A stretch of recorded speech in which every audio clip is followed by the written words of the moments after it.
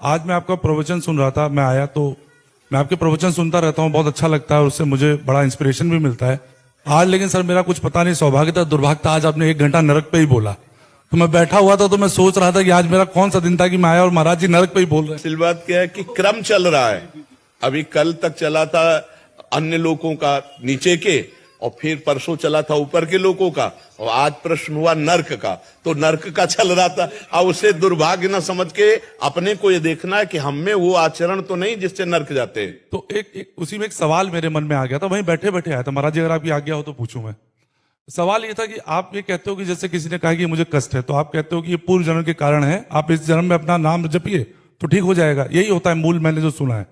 लेकिन जो नरक वाली बात सुनी तब एक कंफ्यूजन ये हुआ कि मृत्यु के बाद अगर हम नरक जा ही रहे हैं और वहां पर हमको वो यातनाएं दी ही जा रही हैं, तो इसका मतलब है कि हमको तो दंड मिल ही रहा है। नहीं, अगर नाम जप करते हो तो नहीं, उसके आगे आप सुनना जी।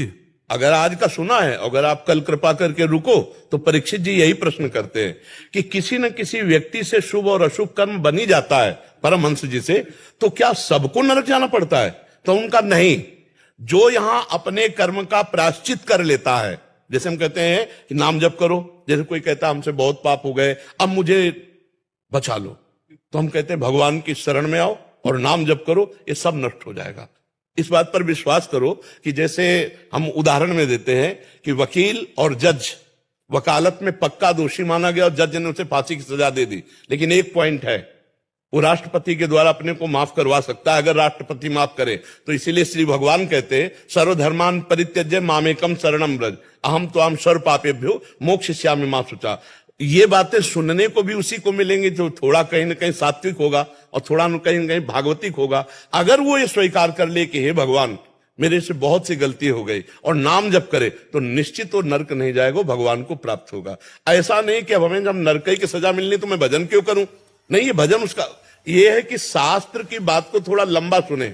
अब जैसे कल सुनोगे आप, तो परीक्षित का इसी के आगे प्रश्न है नरकों के बाद, तो उससे बचे कैसे? तो उसमें अजामिल का उदाहरण देते हो कि जीवन भर वैश्यागमन किया और अंतिम समय अपने पुत्र के बहाने नाम पुकारा नारायण, तो भगवान के पार्षद आ गए और यमदूतों के पास काट दी और उसे परम पद मिला।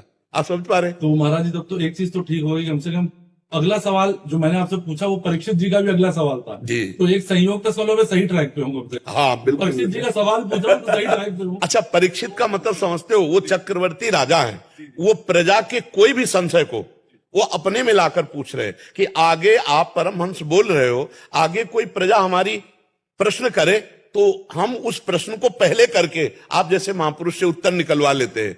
तो वो पहले से ही लिखा हुआ है, जैसे आपके मन में प्रश्न आया ना, ऐसे परीक्षित जी ने प्रश्न किया। तो अच्छा, कहीं ना कहीं आप भगवान के हो, कहीं ना कहीं धर्म का आश्रय लिए हो, नहीं यहाँ काहे को आते, तो आपकी भी गति चलेगी तो धर्म की तरफ ही, ऐसा तो नहीं कि अधर्म की तरफ चलेगी। हाँ जरूर एक अलग स्वभाव होता है, एक होता है अंधविश्वास करके मान करके चल लेना, और एक होता है थोड़ा ठोक बजा करके देखना।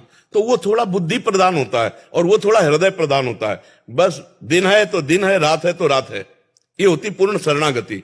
और एक जो बुद्धि प्रदान होता है वो कहता नहीं जी, ये लाइट का प्रकाश है, रात है, दिन नहीं है, हम देखना चाहेंगे कि सूर्य है कि नहीं।